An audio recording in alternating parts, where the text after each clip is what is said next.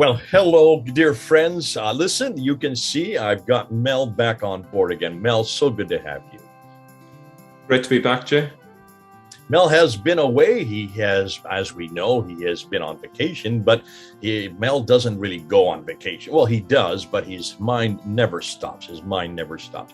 And one of the things that Mel and I have been working on for years, well, really has been years, because we started this way back before I even left England. Well, back in 2016, 2017, we were looking at confronting we didn't call it the standard Islamic narrative. It was the traditions back then. Now we call it, really, I think you were the one that coined the word, didn't you? S-I-N. I think so, yeah. I think so. You took what Yasser Qadi said, the standard narrative, and just put Islam into there to make it standard Islamic narrative, because that's what he was referring to, and coined that phrase. And now it's become a phrase used all over the world, S-I-N, standard Islamic narrative, over here in the 9th and 10th century. And we've been asking this for years. I've been asking this for 26 years. Why are we trusting this standard Islamic narrative? Because everything it tells us about what's happening in the 7th century, we're finding to be fraudulent. So let's go back to this period. Let's go back and see what's happening. Now, what we're going to do today, however, is a little bit different. We're not going to the 7th century now. We're not going to the 7th century. We're going to go start testing the standard Islamic narrative in its own time. We're going to say, hold on a minute. The standard Islamic narrative has always started from the premise that since the 7th century, since the time of Muhammad, there were no images permitted at all. No images of the prophet. That was anathema. And even today, you will not find images today. Today, you won't find that is true. What Mel has gone and done, however, is to go back to that time period when the images first started to appear, the paintings. We're talking about just that. We're looking at pictures and paintings and wall murals that are on buildings, and he's going to go back and show you that this is another problem, a whole nother problem, using the evidence. We've always asked you to use evidence, and Mel has done so, to use evidence that's on the ground to see whether the standard Islamic narrative gets even this right. Was Muhammad ever portrayed? Was his face ever portrayed? Because the standard Islamic narrative, no, never. No one could portray his face. Well, let's see what Mel has found. Mel, over to you. Sure. I'm just going to share my PowerPoint. Okay, so the title today is of Images and Idols, a fresh exploration into the history of how images and statues were viewed by Islam through the direct evidence of artifacts. And this is going to be in two parts. I'm going to start with part one today. I'm going to be looking at what occurred inside the caliph's palaces primarily. We'll also look at what the hadiths said. And in part two, we'll actually look at images of Muhammad down through the centuries, totally contradicting the standard Islamic narrative. So in part one, what is typically asserted? Well, the typical assertion is that there was a universal ban on making images of Muhammad from the 7th century onwards.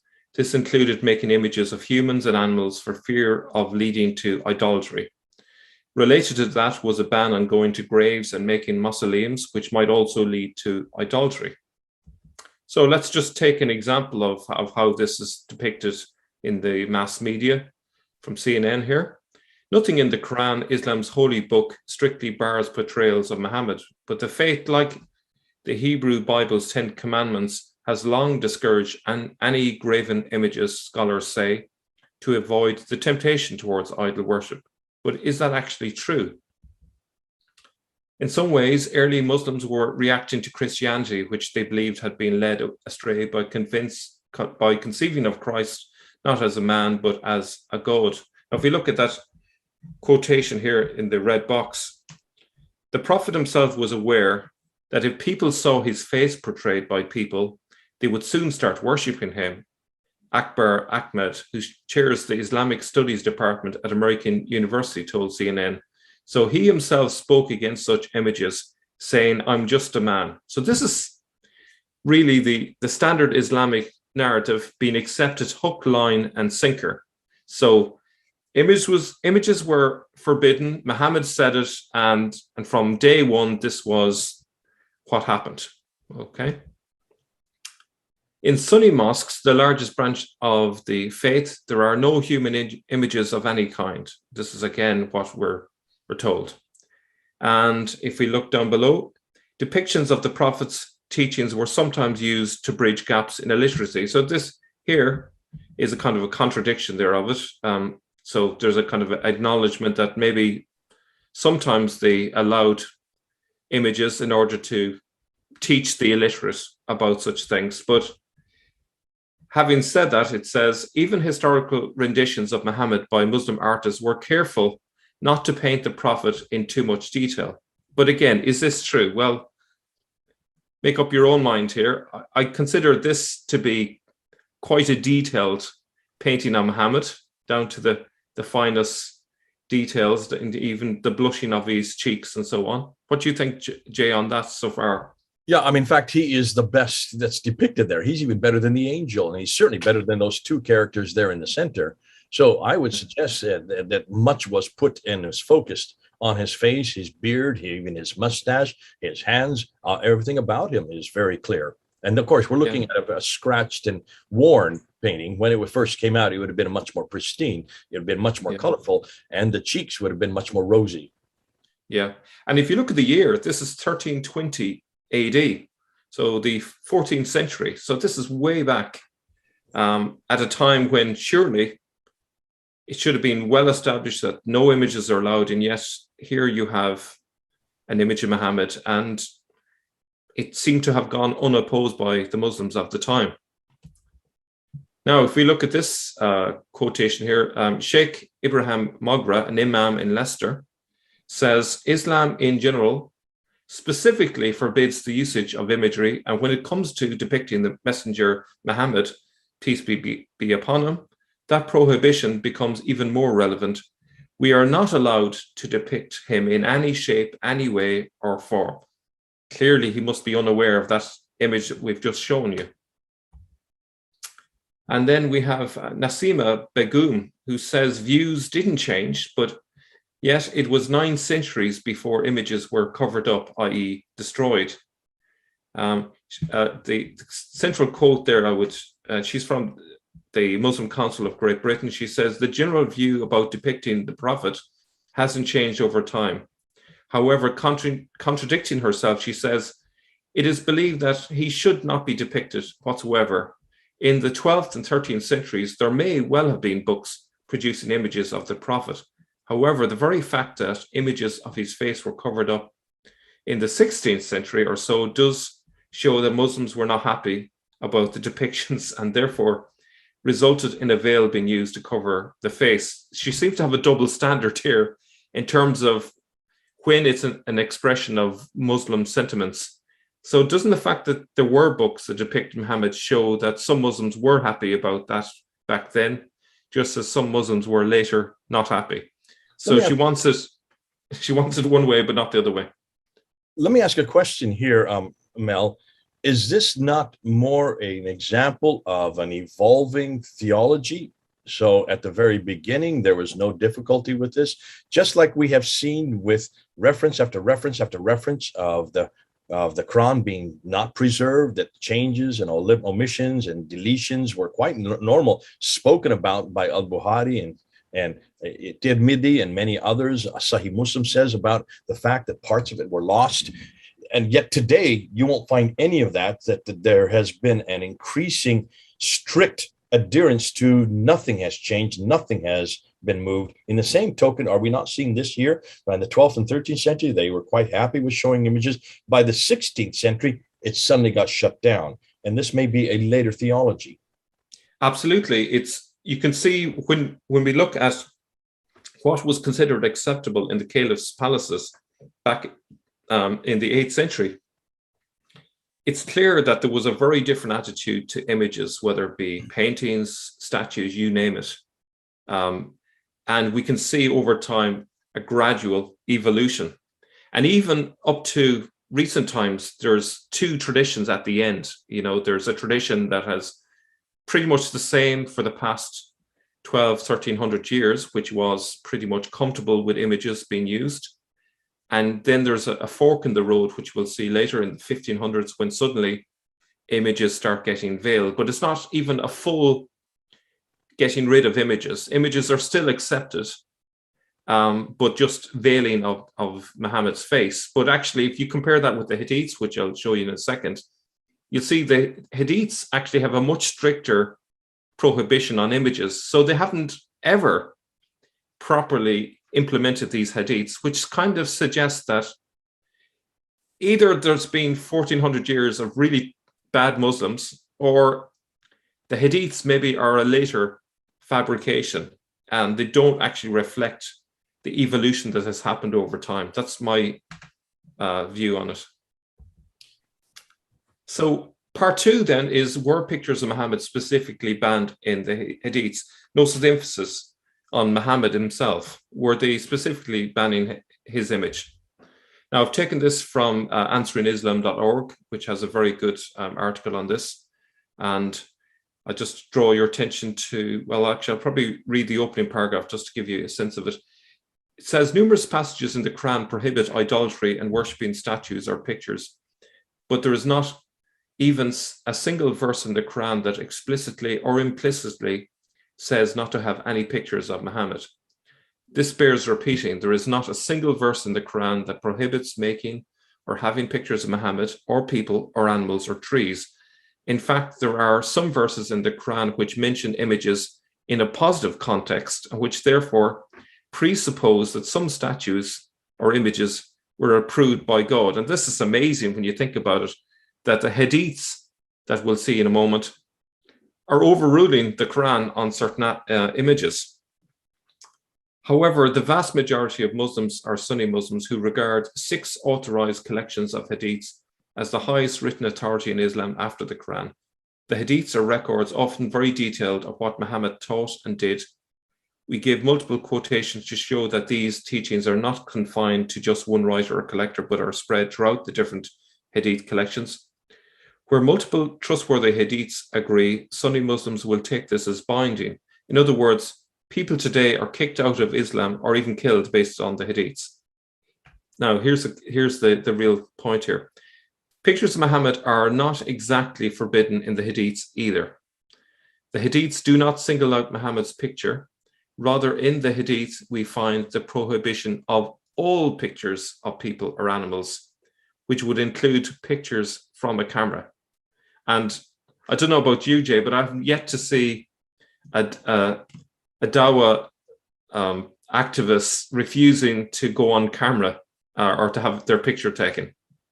Any thoughts on that so far? When you say which would include pictures on the camera, that's your aside. That's not in the hadith. There were no cameras back that early. Yes, I think that's the website's opinion on the hadith. So this is not from the hadith itself. This is the 21st century opinion, because if that were so, then if that were in the hadith itself, then you could pretty well date the time the cameras existed. But getting back to this, that is a double standard. Now, obviously, to be fair, what the comeback is that nobody, when they allow themselves to be filmed, are saying that is to be worshipped.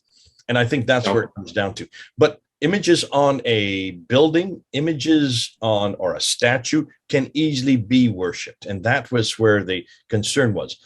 We had this discussion earlier, Mel, in another program where you and I talked about the images that were on Abdul Malik's coins. His images were there in 693, and then in 696, he took his images off. All images were taken off. And from 696, no coins anywhere have images, no Muslim coins have images anymore of anybody, including Abdul Malik himself. And we thought that was where the prohibition, that's what we had thought earlier. But you're going to know that this actually is much, much later, because the standard Islamic narrative would come after 696. They don't even begin to appear until 833 and 870. So we're talking about 9th century for the standard Islamic narrative. You're going to say that it may be even much later that this prohibition came in. Good stuff.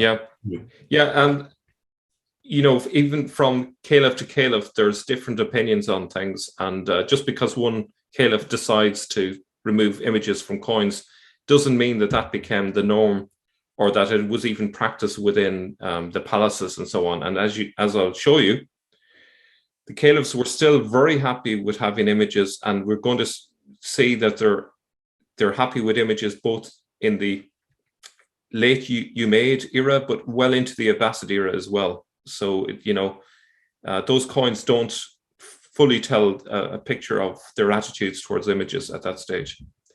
Now, the hadiths say all paintings of pictures was banned from Muhammad's own time. For example, Sahih Muslim says Ibn Umar reported Allah's messenger having said, "Those who paint pictures would be punished on the day of resurrection." Another one, let me just, if we go to the second last one, no picture of people or animals, according to Bukhari, is allowed. And the conclusion, you can all read this all yourself. Conclusion, it is clear that the hadiths prohibit pictures of animals or people, especially in homes. There's no focus on pictures of Muhammad per se. All pictures of people and animals are forbidden. It is completely general prohibition. Now, the 2 points to draw from this, first of all, it's not confined to Muhammad, it's all animals, people, and is especially forbidden in homes. And this is going to be interesting because let's have a look at what happened inside the caliph's homes. Did they practice what was supposedly preached? So, according to the hadiths, this picture from the 13th century ought to have been banned. This is just one of many pictures that you can find all through Islamic history. So let's move on to part 3 now. Early artifacts tell a completely different story to that of the hadiths. When we look at early artifacts, it seems like the hadiths were written during a much later era. The artifacts tell one story, while the hadiths tell a completely different story. And we're going to look at evidence from the Umayyad and Abbasid periods. While it is unknown for sure if humans or animals were depicted in art inside mosques, in principle, the caliphs took a very relaxed view in their own palaces and they set the agenda. So if the caliphs were telling people not to have images and they were having images in their own homes, that to me seems like a bit of a contradiction. What are your thoughts on that, Jay? Well, obviously, there's one standard for you and one standard for me. And the standard for me, as being the leader, I can have all kinds of images.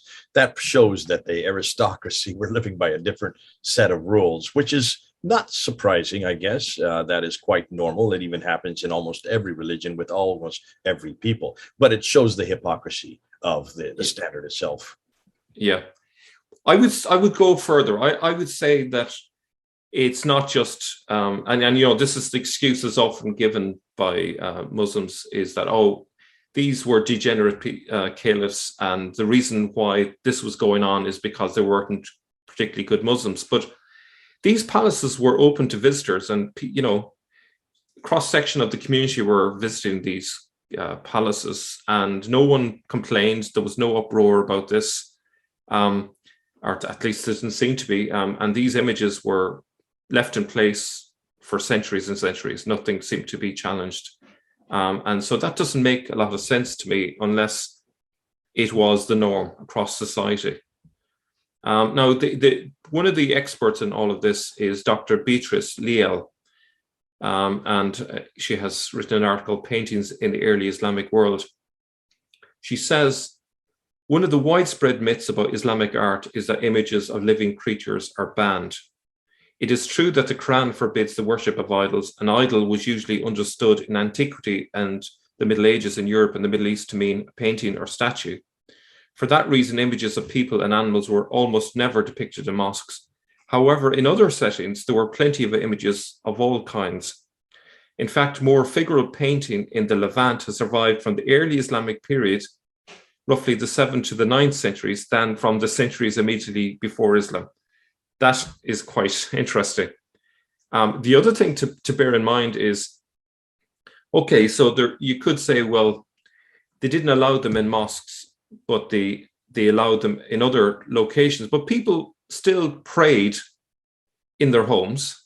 You know, many Muslims, I'm sure, today pray in their homes. So how does it make sense to have images in your home where you're praying if the issue is that there's a danger of idolatry? Surely you would have to ban them in your homes as well. Any thoughts on that, Jay?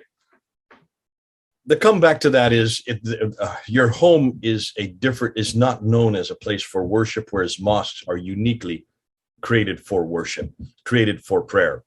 And so that's why it would stand to reason. And I can understand the logic in that. It would stand to reason that mosques have to have have to prohibit any images. So, because if you're praying, you could pray to that image. Whereas the home is not really a place that you would think of worship. It is only a place that you do the 5 prayers when you're in your own private home. And I would suggest that most Muslims would say there's a prayer room. Most homes have a prayer room, like they do on university campuses. And those prayer rooms and the university campus prayer rooms are they almost take the function of a mosque. You won't find any images in any of those locations. Yeah, and that's a fair comeback, but one of the contradictions in all of this is the fact that not only were homes decorated with images, but Qurans were illustrated, and even Sirahs were also illustrated, and collections of hadiths were also illustrated with images of people and animals. And so that is a major contradiction. And surely, if it's forbidden to depict animals and people in a place of worship, surely holy books would also fall under that. I would suggest that there's something not quite right in the standard Islamic narrative on all of this. Could I come back on those two as well? Go back to that. Yeah. I would suggest that what you're looking at here and what you're seeing is nothing more than copying of what Christians were doing. Christians, if you go to the British Library, the Red Black Gallery, you will see there are many Bibles with beautiful illustrations all the way through them in this same time period. And as you have the interaction being within Christians and Muslims, the Muslims are just copying what we did. They're doing what we do. And they would make a distinction because, as we do, we don't sit there and have a problem with images in our Bible. No one suggests that because those images are there, that they will be worshiped rather than Jesus himself.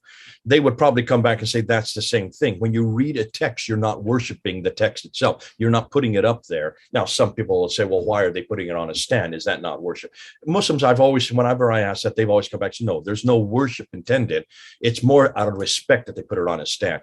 And when you put images, they would probably come back and say, if you put images, it's more to help the reader to focus on who is it that this is about. It's referring to this man, Muhammad, or it's referring to this man, whatever the prophet is that particular verse is, where that image is depicting. We do the same thing.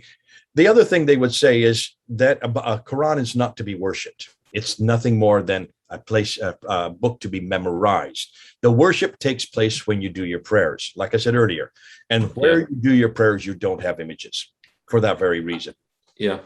And that's absolutely perfectly fine. And that's a standard that I would be very comfortable with, that distinction. But here's the kicker, is that the hadiths don't make that distinction. The hadiths are very clear. It doesn't allow any exceptions. It basically says all paintings of animals and humans. And that's the bit that is often overlooked. And I would suggest that because that is so, well, extreme, I suppose would be one way of putting it, but it's so at odds with the history. To me, it suggests that this couldn't have been from an earlier time, these hadiths, because surely there'd be some acknowledgement of that in the actual artifacts, and the fact that there's such a prevalence of these images when really there should be an absence. I think what you're making, I mean, Mel, what you're making right there, I think, is an enormous point, because what you're saying is that this is a problem that's certainly because the images were there. And I imagine probably because they were there in the Quran, because they were there in people's homes, people started going to them and actually praying towards them. And this was seen and observed, and therefore they had to do something about it. So by putting these restrictions in, also suggests that this is a much later problem, much like the Shiites. Remember, the Shiites have always, even up today, they go to tombs of many of their holy men, and they actually pray at the tomb and pray towards the men, which is a clear observance, is anathema. That's heretical right there. Could that not suggest, therefore, and this is the thesis you're getting at, that this is a later theology that was then introduced into the hadith to eradicate this very problem, which suggests that this is, you can almost probably date when the hadith were written. And the hadith do not reflect a 7th or 8th or 9th century, not even a 9th century environment, because you're seeing images everywhere, all over the 9th century, and much later. You showed one from 13th, 15th and later, and you're going to be showing more there later than that. So this may be a 15th and a 16th century problem, which is probably where I would suggest many of the hadiths were written. Yeah, and the thing is, the complaints about them praying at these tombs. How old are these tombs? Many of these tombs are 1,000 years old. So for 1,000 years, they have all these tombs that people over that length of time were happy to go and visit and pray at. That contradicts the idea that there were these hadiths prohibiting it. And these tombs, remember, are in the heart of Islam, in places like Medina. And this is something I'll be looking at a later stage, but it is quite a contradiction of the standard Islamic narrative. Let me come back to our PowerPoint. So another thing is, even today we can see the following, but this is no innovation. So this is actually a children's Quran, an illustrated Quran, and inside it, they have, from what I could tell, they seem to have avoided depicting people, but the principle is broken in that there are animals there, and if the hadiths are to be followed, there really shouldn't be. But we can see that there is a tradition that goes back where images were accepted down through the centuries. Let's go from there. Go back to that picture. I think maybe the reason why they are having a problem depicting Adam and Eve is they would be naked, and so they couldn't put them into this because of exactly, yeah. I remember when I was a little boy, I couldn't believe some of the things we had in Sunday school with Adam and Eve. They're both naked. And I said, wow, this is the first time pornography at such a young age for such young eyes. But in this case, it is a contradiction. You're showing animals are also prohibited because you can also bow down to animals as much as you can to people. So that would be a contradiction right there. You're right. Yeah. It seems like there's two traditions. An earlier one where they were comfortable with images, and then there's a later tradition, and they haven't fully resolved this contradiction, and they particularly object to the West, drawing attention to this. I think particularly the furore about mocking images of Muhammad, over the past few years. I think it's partially because there is an internal conflict about this question. It's never been fully resolved, really. So if we look at, say, the 7th to the 9th century, artwork in that early period tended to make everyone look Roman and Greek. Why is that? It was greatly influenced by classical Roman and Greek styles, especially Byzantine iconography. The origin of Byzantine iconography is Greek by heritage and dates back to the 3rd century and earlier. And the Hagia Theodora school teaches the ancient and most original Byzantine iconography techniques of the Cretan, Macedonian, etc. historical regions of Greece. And essentially, because this art form was developed in Greece, typically if an artist copies the conventions of this, everyone is depicted like a Greek, Now, you can imagine this is a popular form of painting people in the 7th and 8th century and continued on. You can imagine how if you wanted to depict Muhammad or other people at a later period, that you wouldn't want to be choosing this, because no one would want to have Muhammad depicted like a Greek person. They, anything but that. And there's also an issue of they don't really want to be seen as imitating the Byzantines, at least not at a later time when they want to establish their own independence. So, that's quite telling. In later periods, a non-Byzantine, specifically Far Eastern style was chosen, and as a result, everyone is depicted as Asian. And that's quite interesting, including Muhammad. So as we'll see later in part 2, it's very hard to find an image of Muhammad that doesn't look Asian. And I think it's because these Arabs who were familiar with the Silk Road would have been familiar with this art form. And rather than choosing a Byzantine art form, they decided to go for this one. May I say something there? Yeah. Could this also show that the further you are from the center of Islam, the further you are into the diaspora, the less that this was a problem? And of course, the Asians would be as far away as you can get from the centers of Islam. So there, they didn't have a difficulty with this. Whereas in the Arab world, this was very much of a difficulty.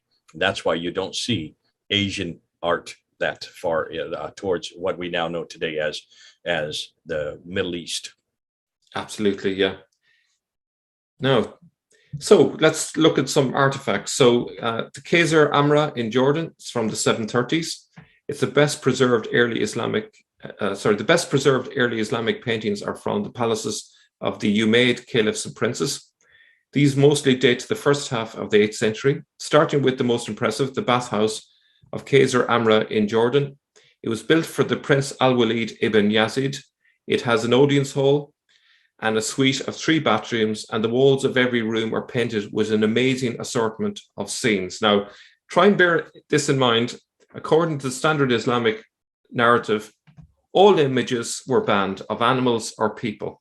Okay, so just try and reconcile that with a period in which caliphs were spreading Islam around the Middle East, if you can. So here's the palace from the outside, lovely building.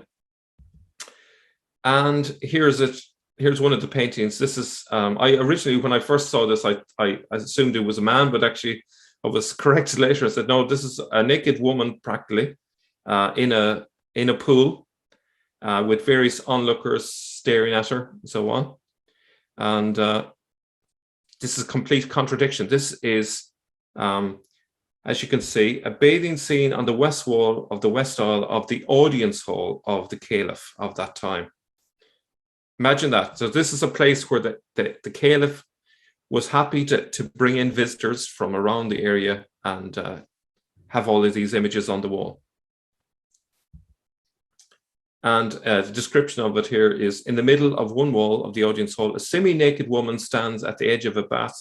She is watched by a group of men on a balcony, some of whom point at her, and one dressed in a bright blue robe on the far left leans forward over the railings to get a better view. A figure stands behind the bather, also gesturing at her, and another woman's head can just be seen above, peering down from a little window. No one is sure what the scene means, but it is full of drama. Perhaps some of the figures were portraits of real people. Maybe the man in blue is Al-Walid himself, the caliph. Or perhaps they represented more abstract concepts or qualities. But in any case, you can see clearly they're very comfortable with not only the images of people on the walls, but actually of naked people on their walls. And here is an image of Al-Walid ibn Yazid on the south wall, and he's depicted sort of giant size, surrounded by people. This doesn't seem to be a contradiction of any hadiths that are in existence. If these hadiths banning all paintings of people really existed, why is Al-Walid having himself painted on the wall of his audience hall? Feel free to jump in, Jay, if you want to make any comment on those. And I would suggest that almost all of these, again, is copying what the Christians were doing. These are quite symptomatic of what was quite normal. And if you're competing with the Byzantines, they're the biggest competition up in the north. You want what they have, or you're copying what they have copied. Much of Islam is nothing more than copying anyways. And that's why I'm not surprised that you see this. But this contradicts everything we know about what the Hadith are saying. So Absolutely. whether they are copying or whether they are doing, now you might say, well, maybe the caliphs stand apart because of their aristocratic stance. They can do things which others cannot do. That's true, and that's found in every culture and with every religion. There has been that problem. But what is fascinating is that this doesn't seem to be a problem at that time in the 730s.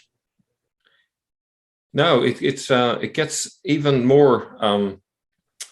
It gets more interesting. There'll be some paintings that I think some of you may be shocked with what they have in terms of their sculptures and paintings that they have in these buildings. But Dr. Beatrice Leal says, on other walls at Qasr Amra are portraits of the patron and images of kings, wrestlers, hunters, fishermen, dancers, musicians, and mythological characters. There's also a painted star chart in the dome of the sauna with the symbols for the Greco-Roman constellations.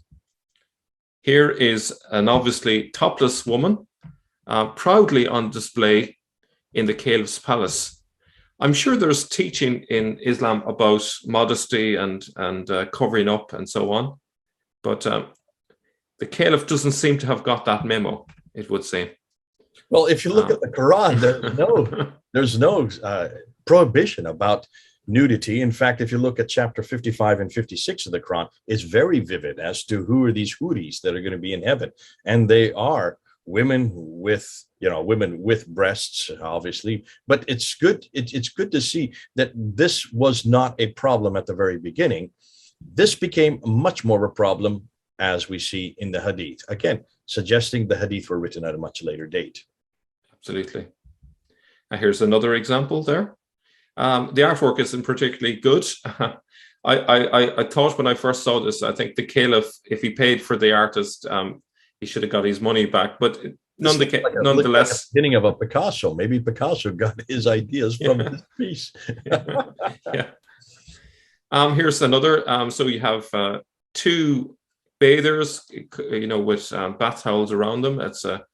I'm sure there's prohibitions on people kind of getting together like this in kind of a lurid situation. Again, it seems to contradict so much of what is in the standard Islamic narrative. And this was not isolated to one place. There were probably equally varied wall paintings at the Palestinian palace and bathhouse of Kurbat al-Mafjar, based on the fragments remaining, which show pieces of people, animals, and buildings. And this one is quite interesting as well. There's a statue or figurine, which surely should have been a shirk. The figure was found within the Umayyad palace of al-Mushata. As you can see, it's the lower part of a semi-naked female figure. It's carved out of limestone. The figure has a drape over her thighs, the edge of which she holds with her left hand along with a basket or bag. And as you can see, the proportions of this female figure are curvaceous and voluptuous. And, that's quite a contradiction, having a statue. There is a danger of having a statue of a human figure that you might be tempted to make that into an idol, even if it's not in a mosque. And Qasr al-Hayr al-Garbi was built for the Caliph Hisham, and among its decorations were two huge frescoes on floors. One of the panels shows vine scrolls, centaurs, and a woman carrying fruits in a cloth. She is probably the classical figure Gay or Gaia, personification of the earth. There it is there. So it's actually, it looks very Greek in style. And as I say, that's in Syria. And here's another interesting detail. In this one, we can see just in terms of the red box there, the horseman has got a flowing scarf headdress, which was adopted from elite Sasanian fashion, suggesting Persian influence there. And as you can see, there's no prohibition of music or anything like that, as we see in later traditions. What's the dates on these? This is the early 8th century, so we're talking about the 730s, 740s. So these are all about the same time. Yeah, absolutely. If there were a universal prohibition against images of people, how would this impress devout visitors? Palaces like these were usually outside cities, but they were often near main roads, and so were relatively easy for their patrons to visit. They would have been used as temporary retreats, holiday homes, and probably also as sites of display, places for the Umayyad aristocrats to entertain and impress visitors. Grand paintings would have helped to create the desired atmosphere of luxury and sophistication. And nope, it didn't end with the Abbasids either. Can I just say something here? Can I just say something? You're looking at palaces, and you're assuming, therefore, and I made this assumption a little earlier, and I need to correct myself. I'm assuming that this only happened in palaces. It could probably, if it happened in palaces, it probably happened amongst the people as well. And this was probably, if you were to go to many of the, if you go to the marketplaces of those same places, you would probably find similar images. The only reason that we have palaces to look at is because this is the only thing that's been retained. It's the only thing that would have lasted, in this case, for hundreds of years. The stuff that's on the ground, the stuff that's in the marketplaces would not have lasted. Therefore, we don't have examples of it. But the palaces we do. So we have to be careful that we don't assume that there was one law for the, like I was doing earlier, for the aristocracy, and one law for the others. I would suggest that if this is in the palaces, then the people that were also under their jurisdiction were also following suit. Yeah, absolutely. You know, you have the top dog, if I may use that term, the caliph. Okay, he's surrounded by aristocrats, and the aristocrats are copying his lead. And then there are people underneath the aristocrats who are following the aristocrats' lead, because everyone wants to follow the fashions of the people at the top. So I would suggest also it just reflects the culture of the time. It was late antique, the late antique. And this is following straight from all the traditions from the Romans and Greeks. Nothing had changed. It's the same as it had been for centuries. At another, you may cite Qasr al-Halabat in Jordan. The wall paintings include plant scrolls framing mythical simurgs, if I'm pronouncing it correct, beasts with lions' paws and peacock's wings. Medallions inhabited by little animals and people were also found at the 9th century Abbasid palatial complex of Samarra. So again, we're seeing evidence even in Abbasid era of animals and people being depicted on, medallions here in that case. And I think this is one example of it from the Qasr al-Halabat, even though it's not very clear. It's depicting a kind of a mythical animal there. Now, if you look at the Qurbat al-Mafjar, which is 3 miles north of Jericho, this is a quote from that essay that I mentioned earlier. In secular Islamic buildings, figural imagery was no problem, probably because idol worship was not seen as a risk outside of religious settings. So there you have in this image a line there on the right inside the red box. The line probably stands for the caliph and patron of the building, since lions were symbols of power. So again, doesn't seem to be any problem with depicting animals or people. And here in the same palace, you can see there's clearly statues in the palace, statues of people, statues of animals. Again, no problem apparently with any of this. No, obviously, it's not in a mosque, but it's interesting. This is in a compound in which a mosque also exists. And here is a statue. It could be the caliph. We assume it's the caliph, or perhaps it's meant to be Muhammad, who knows? But again, there appears to be no prohibition against it yet.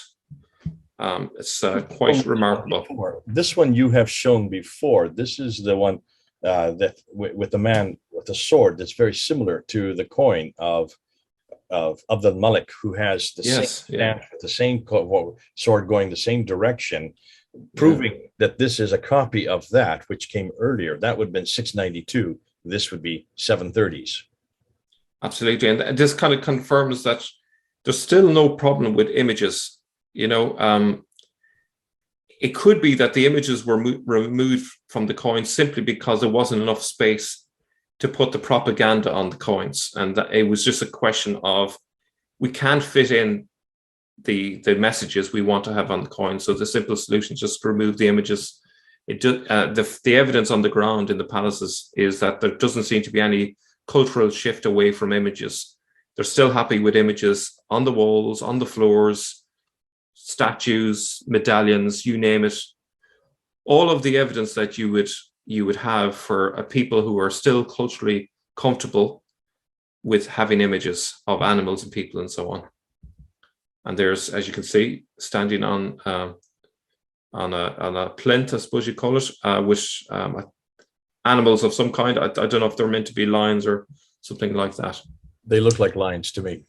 Yeah, and again, just remember Sheikh Ibrahim Magra's statement. He says, Islam in general specifically forbids the usage of imagery. I wonder how true is that? And then one other area of interest would be the mosaics in early Islamic world, again from Dr. Beatrice Leal. She says that the majority of early Islamic mosaics, however, do not have devotional subject matter. That in itself is interesting. Here is an exception to that. And you can see that this, let me see, where is this? This one, It's decorated with an image of a mihrab and a quote from the Quran. So this is the early 8th century. So there's a beginning devotion towards Islam in evidence, but not much. And this is consistent with other things we've seen in terms of rock inscriptions. It seems like the 730s and 740s is when Islam started to really kind of emerge out of nothing.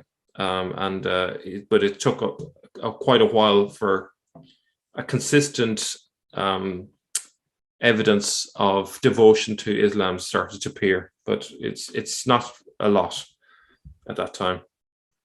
Now, this one you might assume is an image from a mosque, but this is actually from a church. In the mid-700s, over a century after the Islamic conquest, the congregation of St. Stephen's Church at al-Rassas in Jordan commissioned a new floor for their sanctuary. If you compare this to the picture from the hall at Kirbat al-Mafjar, you can see similar patterns. Now, this is actually in support of what you said earlier about the fact that they're imitating the Byzantines. Well, you have a clear example of this. The Caliph's Palace is copying mosaics from the Byzantine floors. You can see that they've also copied the idea of using geometrical shapes in mosaics and so on. Fascinating, because these are much, much better done than the mosaics of if they were Muslims or the proto-Islam, proving and suggesting to me that this was not a problem in Christianity. We were way ahead of them. And that has been the case right down through the centuries. The Muslims have never really kept up with the beautiful artistry that we have in our, not only on our churches, but also in our books and also on our walls. And Islam has moved the other direction since that period, mainly because they just didn't have the same concepts, or in this case, there was really the beginning of this anti-iconography, the depiction, because in this case, it became a theological problem. Yeah. And actually, in terms of getting artisans that were able to do this, most of them, if not all of them, were Christians. So it would have been a real struggle in the early days to actually get Christians particularly willing to decorate mosques in this way. So they did what they could. And in fairness, some of the work was, pretty good, but it was an imitation, though, of the earlier Byzantine work. Now, something doesn't quite add up. Why were there images of people and animals in the palaces of caliphs from the early centuries of Islam if this teaching existed at that time, promoted by those very same caliphs? Do we know for sure when specific hadiths were written? Why don't we see the prohibitions being implemented in practice until quite late into the Islamic period, example, during Ottoman times and the beginnings of Wahhabism? Popular devotion was against these prohibitions, and one proponent of these prohibitions, Ibn Taymiyyah, was jailed. Such was the opposition to banning images. So it's quite remarkable. And it's interesting, you mentioned about the Al-Bukhari earlier, about the earliest volume. Could you just remind me when that was from? We have the only reference we have for a volume. Remember, there are 9 volumes in Al-Bukhari. The earliest is from the 11th century. The other 8 volumes of the 9 volumes don't really appear to the 15th and 16th century. So you're talking about 800 years after Muhammad. Suggesting, wow. And you could really say that maybe this suggests that all of these hadiths that do have a prohibition against iconography, against any images, were probably introduced that late. We can't say that yet. But certainly you've shown that and you've proved it, that all the earliest images in the 8th century, these are almost all 8th century, 730s and whatnot, they were quite easy. They were allowed images. Maybe that's because the hadith were written much, much, much later. So now I should say, before I get into the conclusion, is that in part 2, for those who are watching, if you wait until part 2, I'm going to go through the images right through the centuries, from the earliest images right up to literally only a few years ago. And I think the evidence is very much on the side of the idea that the Hadiths were actually a later invention, because the artifacts, the paintings themselves, don't fit with the idea that's depicted in the Hadiths themselves. So my conclusion is that this is a snapshot of life in the early 8th century, when Islam was beginning to emerge. A lot of potential evidence has been lost over the centuries for various reasons, for example, intentional destruction, but enough has survived to give us an accurate depiction of the views held by the elite at that time, the same people who were promoting Islam among the masses. It doesn't appear likely that there was a universal prohibition on the making of pictures of people or animals, as asserted by the Hadiths. Indeed, the use of merely geometric patterns in early mosques might simply be in imitation of Byzantine fashions, and prohibitions on certain images was confined just to mosques, but not to other places like palaces and perhaps to mausoleums and tombs. The latter places often castigated by Hadiths as places of idolatry. Were these a grey area in the rules? So please watch the next episode to see how images of Muhammad evolved over time.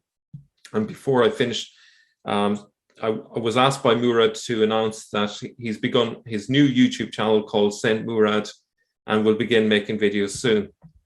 So I'll stop it there. Saint Murad, is he not putting himself up now to be worshipped? He's promoting himself. Promoting himself as a saint? A saint, yeah. He still has to... That's tongue-in-cheek. He's doing that. Yeah, absolutely tongue-in-cheek, yes. That's fun. Good old guy. Yeah. I mean, that's great. So we're going to have to keep pushing. Saint Murad, our saint. We have a saint on the team. At least self-proclaimed in that context, and in some ways, it's symptomatic of what we're just talking about, isn't it? That's the very thing that Islam today has prohibited. Any notion that there could be anyone or anything, an animal or a human, that is alongside God, and that commits the unforgivable sin shirk, which is the Arabic name for just that. Someone who is that is a mushrik. People like us. Who Muslims believe have elevated Jesus to the standard of God, are mushrikun. So here we have, I mean, you've got, and you're really shutting down this narration of the Hadith. The Hadith are very clear, and you're correct, that there is to be no depiction of any human, of any animal, of anything that's living, because that would be in competition to God himself. Only God must be worshipped. And there is this fear that people, by depicting, will worship the image rather than the God himself. So here is a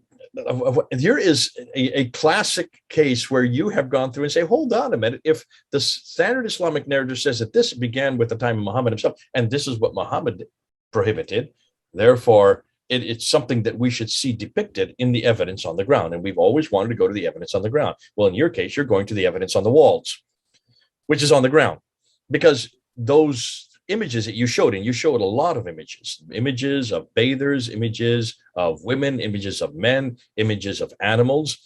And these images are very clear that this was quite normal, be it as it may, that they are on palaces of people, and you gave out quite a few names. You had the Qasr al-Hayr al-Gharbi. You also had Qasr al-Halabat and Khirbat al-Mafjar. These are all from Syria, Jordan, and Jericho. These are three places where depiction was quite normal. Could it be that maybe only in palaces this was allowed? We would suggest that no. If it's in the palaces, it was also in the marketplaces. We only see it in the palace because those are the only structures that have remained throughout the centuries, because they were built so large and so big and so well. Now, again, you just shut down this idea of prohibition against iconography, and why then Muslims have only moved to script. They only have pictures. I mean, almost all of their mosques and all of their books have beautiful calligraphy. In fact, they have competitions for calligraphy. That's all they have. That's all that they're permitted. Thank God we're allowed to use artistry. Thank God we're allowed to use music. Thank God we have the freedom to express our devotion and our admiration for God through picture, through paintings, through art forms such as music, and also through the whole expression of singing to God as we do in our worship services. That is never really taken hold in Islam. And it's one of the tragedies for, I remember talking to so many of my Afro-American, when I did my survey on people who had left Christianity and become Muslims, one of the first things that they said that they missed the most was the music, was just the expression of music, and how the music in the churches in the Afro-Caribbean and Afro-American community has given us, well, that's how we have jazz today. That's how we have soul today. All these expressions in music that have become popularized where we begun in the churches, and were begun by Christians who are worshiping God. And in no way, shape, or form does the music take on any hope, any devotion itself. You don't worship the music. Oh, now some people might say, I do worship me, but they don't actually bow to the music as a divine piece of well, what would you call music? A piece of, what is music? Music is a sound, a divine sound. It is our expression and love and devotion, completely lost on Islam, completely lost on Islam. And yet, at the very beginning, it wasn't lost. At the very beginning, they did have depiction. At the very beginning, as you're showing, Mel, there were beautiful pieces of artistry, copied, yes, from the Byzantines in the Greek and Roman style, as Islam only copies. It has a hard time inventing anything creative. It always just copies and borrows and pilfers and steals. And we will know that. And as we're finding with the Quran, much of it has been copied, borrowed, pilfered, and stolen. Yet, where did this injunction happen? And you're bringing up a really interesting point, because you're suggesting that this may have happened much later, redacted back onto the time of Muhammad. And then given voice or given dates from the 9th century, but you're suggesting maybe this may be from the 15th and 16th century, where this prohibition finally was introduced as a theological concept in contradistinction to what was happening in Christianity, and as a way of pulling back, as another way of saying, we are different than you. And this is one of the differences. We do not worship man. You worship man, a guy named Jesus. We love him and we see him as a prophet. You worship him, but you have elevated him and committed shirk. We refuse to do that. So therefore, we eradicate anything that would even suggest that. Now, that would be a theological concept that someone needs to run down. And that would be something that someone needs to do. When did that theology come into place? You have said, follow the pictures. Like we said earlier, follow the coins. Or follow the rock inscriptions. You're bringing a whole new genre. Follow the pictures. If you follow the pictures, you might begin to see where the theology takes place. You're the first to do that. Well done, Mel. I'm not hurting anybody else who's already done what you're going to do. And now in the next video, the next episode, you're actually going to show us an evolution where this actually happens. Woo, can't wait. This is going to be fun. All right. This is Jay here in the United States. Mel there in Ireland. Over and out.